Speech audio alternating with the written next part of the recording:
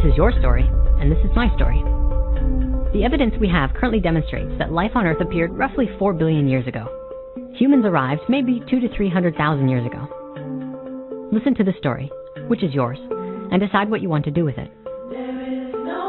In truth, this story does not begin on this planet at all, but with a star. A star as beautiful and incredible as all of the other stars in the sky, as amazing as our sun.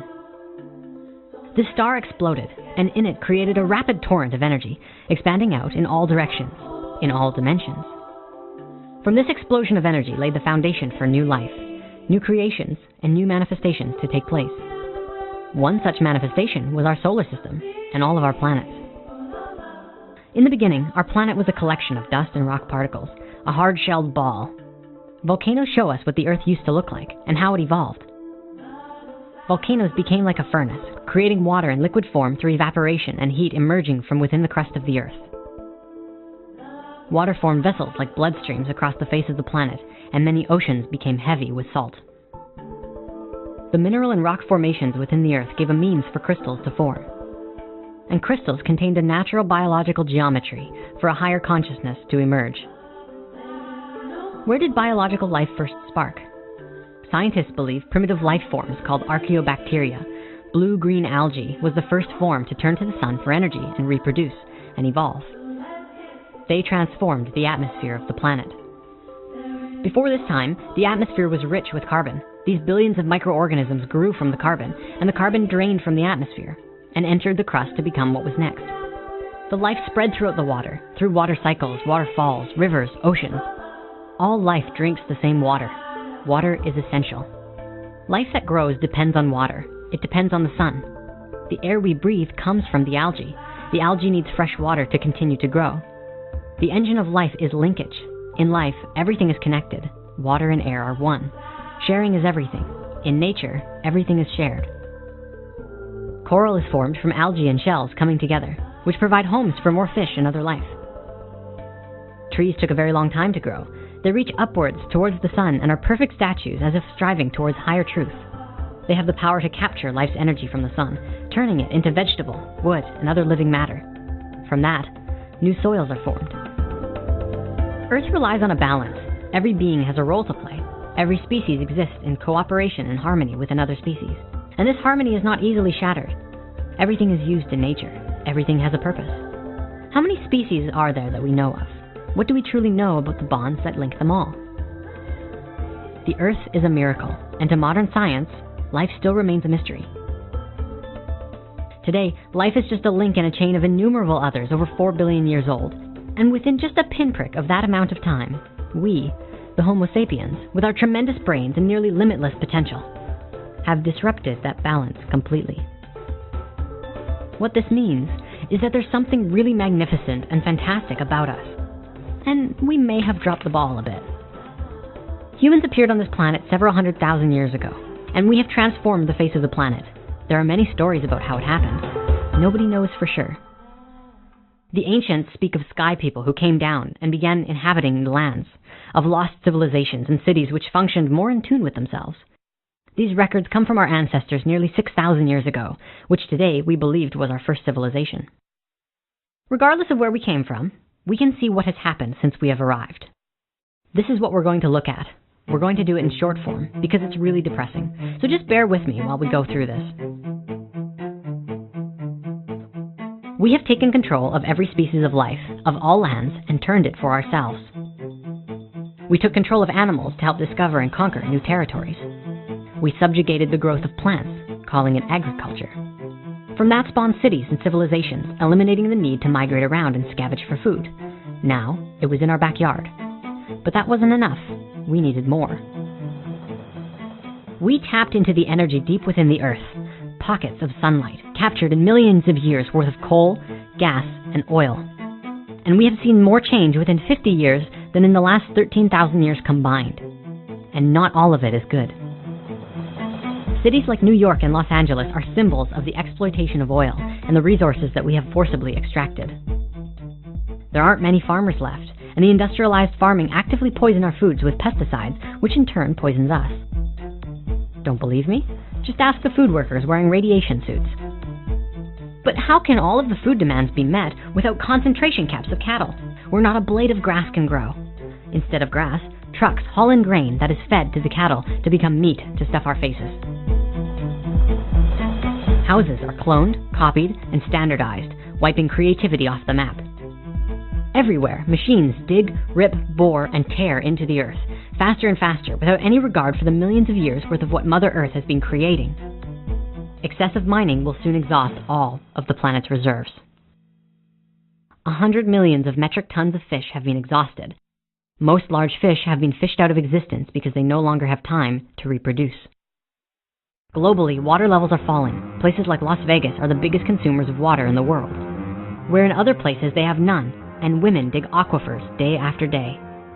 Deforestation tears up the earth to make way for new factories. In some places, deforestation is a last resort for survival. Every 1 in 6 humans live in a crowded, overpopulated environment and don't have access to clean water or even electricity. The current plan, it seems, is to pick every pocket of sunlight and use it all up until there's none left. Even heating the tar sands in Canada is getting sumptuous. The way we burn fuel pumps carbon back into the atmosphere, upsetting the Earth's climatic balance as well. How long can this mirage continue? How long can we continue to fool ourselves into thinking that we can survive on this Earth that we're creating? This is our home. It is our responsibility to ourselves and to everything else on this planet to correct the mistakes that we've made. Now I'd like to make something clear about what's just been shared. What we've been looking at, the poverty, the water levels, the exploitation of oil, and raping Mother Earth's body for anything that we can get our hands on. Well, this is often looked at as the cause of what's going on. In truth, this is the result. This is what we've created as a result of what's going on. So what's really going on? This is something we've looked at before in spirit science. This vibe that often feels like a gnashing, gnawing, tearing apart feeling. It feels like it's happening inside ourselves, and most of us don't have any idea of what it is. It's the separation, and all of the stuff that comes from it.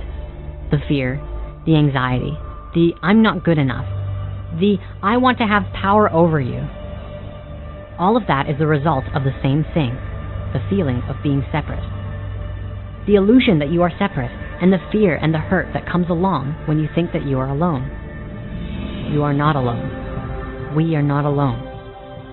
It's time that we recognize that we are the power. We are the planet. We are the ones to create the new world for ourselves. It's not up to someone else. It's not something we need to vote on. It's not even something that we need to wait to do. It's a space that we can come from, a space that we can come to within ourselves. All of the problems of the world could be fixed overnight if everyone could come from that space. In the current world, we lie to ourselves and each other all the time. We tell each other that we can't do it, that we're not good enough. When we lie, every action we take is in defense of that lie. Until we can come to a space where we are honest with ourselves, then we can start to be real with ourselves. When we come from that space, we can come to the table with something new. A new space that says, okay, what's going on? How can we fix it? Through conscious conversations with each other, we can think of new ways of doing things. Hey, shut that machine off. It's poisoning us. Done. Hey, let's rewrite our healthcare system. Let's try doing something new that works. Done. Hey, let's make all cars 100% electric. Let's make a way of generating electricity for free. That space you come from that makes that kind of conversation possible is the heart, the unity consciousness, the Christ within, also known as just plain honesty. It's a space that doesn't deny what is real in favor of a more convenient lie. It's a space that is honest about how one feels and what one sees. It's a space that listens with the intention of understanding what another says, rather than just waiting for the other person to stop talking so that you can start talking again. It's a space that's compassionate for all humans, all life, from the best of them to the worst of them. A space that holds all life as a sacred thing, and something that can be explored from a space of excitement and freedom. You are not alone. We can make this happen, and we can all do it together. We can do it for ourselves, and we can do it for each other. We can do it in a way that works. In fact, the only way to do it is to do it together, not on your own, not as the sole leader of the movement, but together. You're involved, I'm involved, and we're both doing what we love and loving what we do. And from that space, anything is possible. True freedom is the absence of limitation, the presence of possibility. Think of it this way. The ancient civilizations understood all of this. They didn't have the technology that could create the powerful life for themselves, an amazing life full of wonder and awe. See, today we have all that technology to be able to do that, but none of the awareness of how to make it happen. It's very much Fibonacci. With Fibonacci, we take what we had previously and what we have now and add them together. We take the best of both worlds, the technology and the awareness, and we put them together. It's the natural way of doing things, so that we exist in abundance, exist in growth, exist in harmony, just like the rest of nature. It's by design.